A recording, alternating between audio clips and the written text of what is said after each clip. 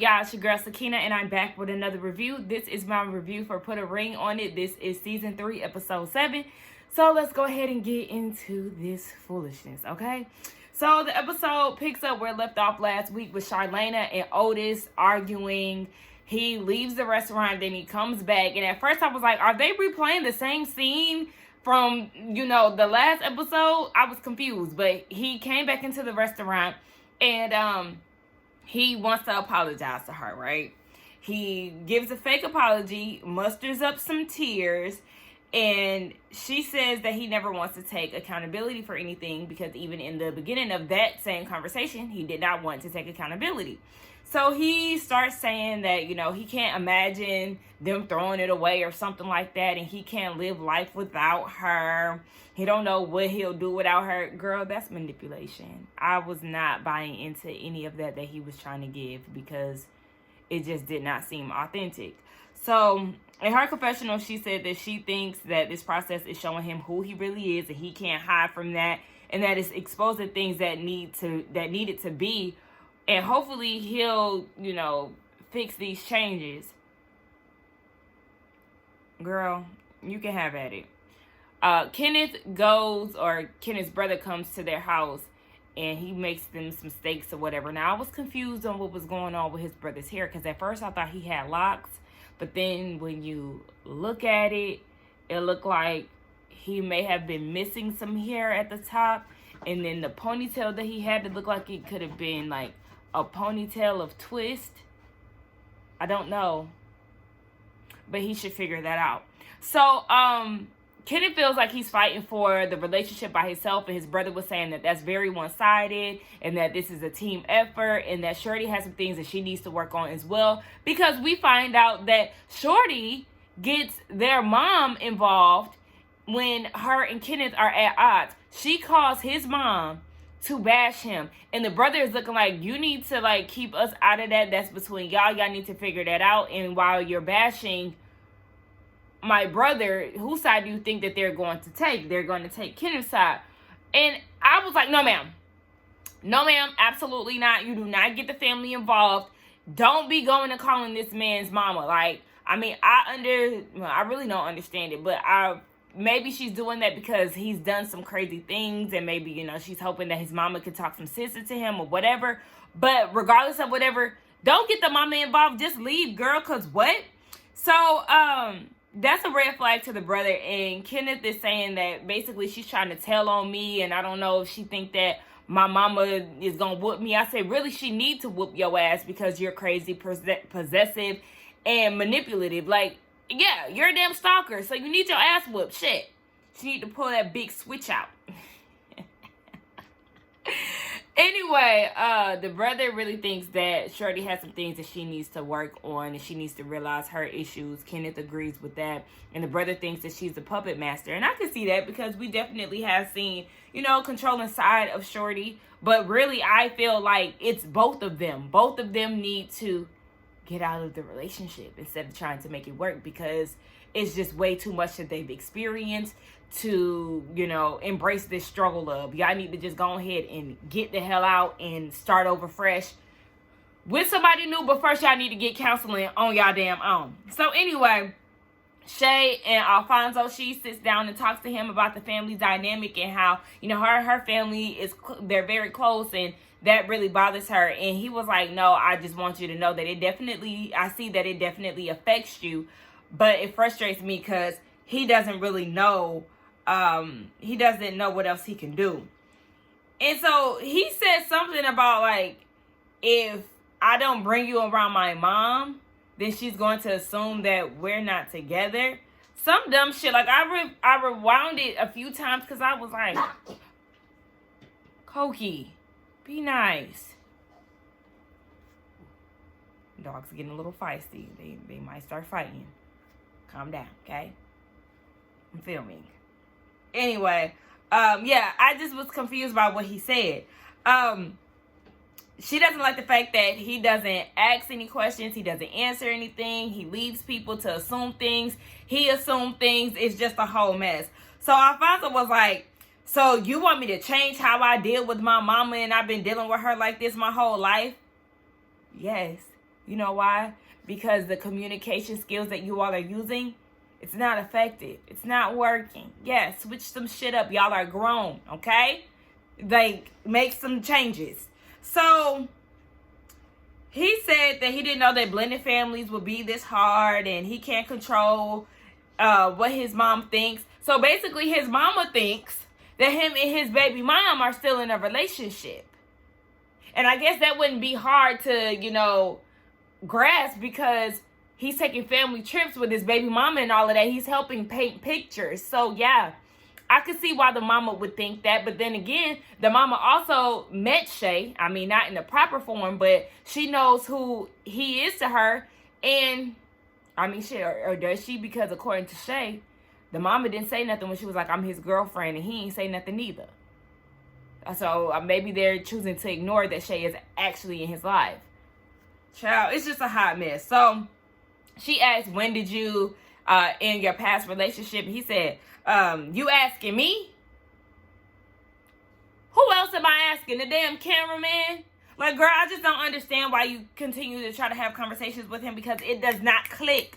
Like, it's really pointless. Like, girl, she claims that it's her last time with him, and, he's like, oh my gosh, I can't imagine life without him. I can't. So Shorty's mom comes to visit her, and she's making them coffee, whatever, and she's asking her mama a few questions.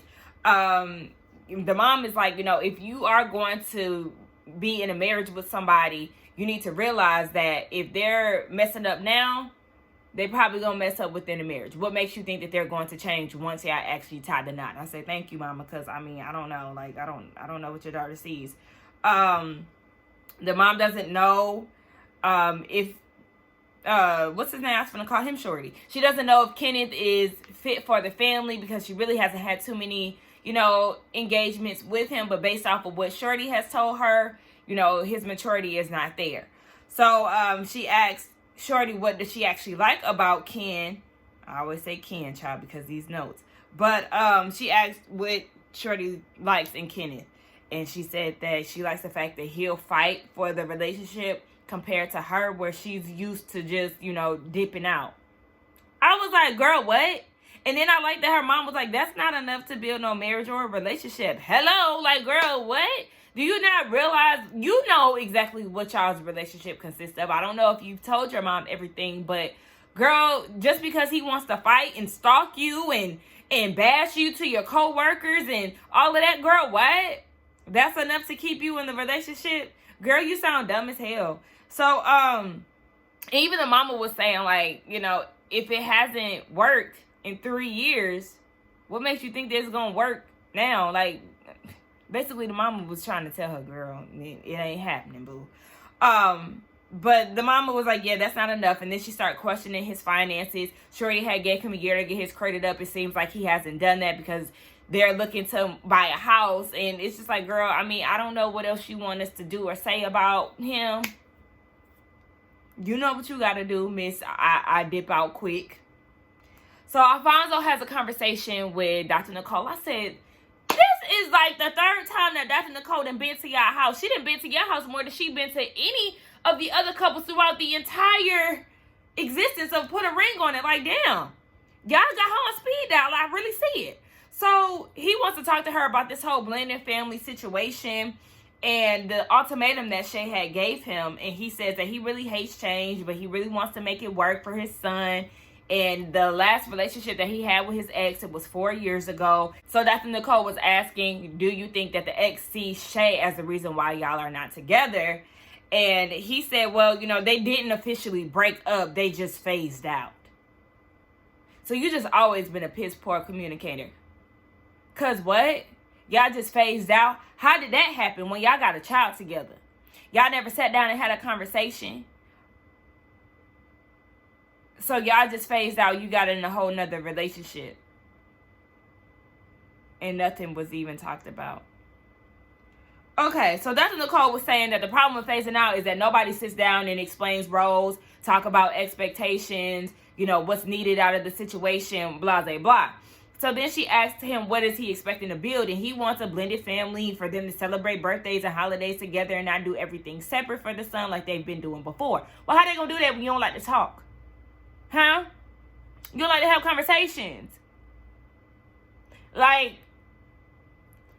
I don't understand how men like to give themselves labels as bosses and alpha males, all this stupid shit that they like to claim to be, but they can't even go through life communicating properly and shit. You know, bosses communicate. You have to effectively talk to people to get shit done. So it's like when y'all try to put on these personas, it's all fake.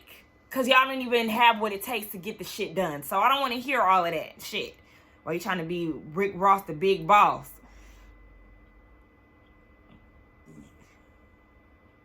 Roscoe, I don't know if y'all heard that. Oh my gosh.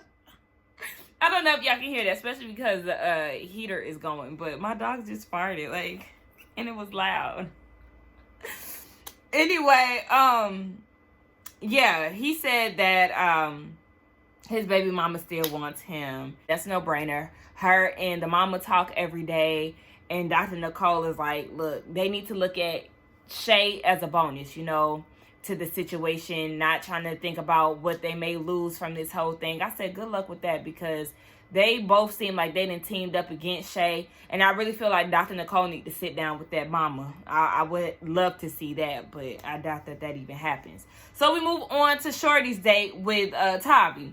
And she wants to know what he's looking for in a woman, you know, why he's single, blah, blah, blah. And he said that for the last year and a half, he's been really busy. So he feels like it would be unfair to his partner if he got into something and he doesn't have the time, because his love language is quality time. I said mine as well, okay? So I get it. I understand.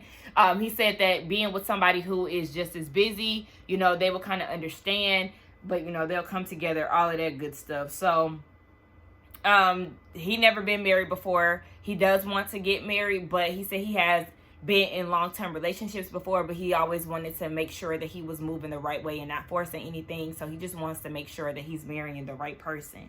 So then she was asking him what's the tattoo on his neck. It's his daughter's name, and he gives a backstory. His mom or his dad was in the Marines and was trying to recruit him. And in the Marines, you have a rule, like you can't have any tattoos on your neck. And so he went and got the tattoo of his daughter. So, you know, his dad was pissed because obviously he didn't want to be in the Marines. So here comes Shorty. Can I tell you something? That shit's sexy as fuck. Like, I just love men with tattoos on their necks and blah, blah, blah. And girl. Okay. So then she asked him if he wanted another date. He said, yeah. And then now she's questioning whether or not she wants to go on another date. Of course, she brings up Kenneth, and I'm like, girl, do what's best for you. Do what you want to do. The ladies meet up, and I was kind of mad because I was like, y'all didn't show the restaurant that y'all was at, because, you know, I be trying to peek the scene, trying to see, you know, discover new restaurants and things of that nature. But they showed a quick glance of Charlena's menu, and I found it on Google. What is it? Chido and Padres? I think that's how you pronounce it, but that's where they was, in case anybody in Atlanta was wondering. I found it for y'all. Anyway, Shay got to asking all the questions. She wanted to know, Charlena, do you think that it's more to the story with Otis? And Charlena was like, I mean, he showed me everything. He showed me the messages. He's petty, so, you know, him behaving this way doesn't surprise her. She believes that this whole Milan thing is get back to the flowers that she received on her first date. So she said that she felt bad for him because he was tearing up and all of that, but he needs to be nicer. Girl, you're a fool for even believing that. Charlena said that if today was basically decision day, were to Married at First Sight, she would say no. And then they start talking about Shorty. Shorty in her confessional said that Otis isn't ready for marriage because he's entertaining other women and giving her strict rules on what she can and cannot do. And I agree, Shorty. Speaking of her, she said that she would also not marry Kenneth if it was decision day, because they got a lot of stuff to get together, and they both need to realize that they're not each other's enemies. And then Shay said that she wants Alfonso to recognize who she is to him, and feels like until he handles the women in his life, they can't move forward. So then Charlena said that she's a believer in not staying in situations that aren't for them. And that went in one ear and out the other, because if that's the case, you wouldn't need this show. You would not need this show to understand that you and Otis don't need to be together. But here you are. I don't want to hear nothing like that from you, Shorty, or Shay. Because I know Shorty said that, she liked to, dump him and leave him when it's no longer fitting for her. But I'm like, okay, so what's holding you back from leaving Kenneth? He's done all these crazy ass things and you've come back, so it doesn't make sense. I don't want to hear it. So then they all get together to meet up with Dr. Nicole, and Shorty and Kenneth are talking about the date that she sent them on, and Shorty is saying that it was tense, and Kenneth was saying that he was trying to lighten the mood, but she really wasn't for it. And Dr. Nicole was saying that y'all definitely need to work through y'all's situations that are a bit tense, because it definitely says a lot within the relationship. And she said that, yeah, she is going to have that one-on-one conversation. So we know that she's going to give them a house visit next episode. So then you talk about Alfonso and Shay. Anyway, we talk about Alfonso and Shay and how she sat down with her aunt and her mom. She said that her family takes very well to him, and they've never done that before. They call him Fonzie, like they really like him. But her thing is, she was worried about how her family would feel if she had come to the decision that this is no longer for her, and they told her that it was okay for her to walk away. So, Alfonso was saying something about, being worried that she might walk away. Something I really wasn't paying attention, and I didn't write it in my notes. But Dr. Nicole was saying that they need to work on them terms of agreement, and what this whole new chapter looks like for them. But I'm feeling like, y'all should have did that a long time ago. It's too little too late, if you ask me. So Otis and Charlena, he said that he went and visited his dad. His dad gave him some advice on, listening to understand and blah, blah, blah. And then they had a conversation, him and Charlena, in which we seen at the last part of the last episode and at the beginning of this one. And they said that they both apologized, and Otis feels like this was their breakthrough moment. And I said, y'all faking, y'all phony, just like that apology. So he says that he's never that deep in his feelings. And I said, if that is what you consider deep, then baby, you got work to do, because I felt like that conversation was shallow as a puddle. That apology was fake. Like, stop acting like y'all was just so deep with it. Unless y'all didn't cut some shit out that we didn't see, which I doubt is. My bad, y'all. My camera cut off, and I'm glad I caught it when I did. But yeah, that conversation was just so... It was not touching me. It did not feel real. It did not feel from a genuine place. So, whatever. So we start getting into Shorty's date with Tavi, and she said a lot of the conversation really resonated with her. They had some similarities as far as what they wanted out of a relationship. And she just feels like their combos are presenting new possibilities. And Kenneth said he ain't trying to hear none of that, because she had the same energy for him when she first met him. And honestly, I was thinking the same thing. Like, everything is always, butterflies and, green metals and all of that, like, in the beginning. So, girl, okay. So then Charlena's date, she gets into that. And I just felt like, girl, you was gassing up little fake Odell Beckham a little too much. You was gassing him up for no reason, just to make Otis jealous, really, because that date was not hitting on shit. She talking about the date was great. What do you mean the date was great? That shit was horrible. And it was a fucking joke. Like, I literally was confused. Y'all seen me last week, like, is this a joke? Because that's what it was giving. So now that I know that you're still on that bullshit, Charlena, as far as being petty and all of that, and still playing get back, I don't trust it. I don't trust you. I don't trust Otis. Y'all both on some bullshit. So then they start going into, whether or not they want to go on second dates. Shorty wants to go on a third date. It is what it is. And then they hit us with a to be continued type situation, cliffhanger with Charlena. She says that she came in with one mindset, but I guess she done had a change of heart since then. But I guess we'll find out next week, or maybe the week after, because they gave us a little trailer of what's to come for the next 4 episodes, and it looks like it's going to be really good. So maybe next week they're going to take a break like they usually do when they give us a trailer. So I don't know. We'll see, but I'm definitely here for it, okay? Let's get down in the comments and talk. Let me know what y'all thought about this review along with the episode. Don't forget to like, comment, and subscribe to my channel, and I will see y'all in the next one. Bye.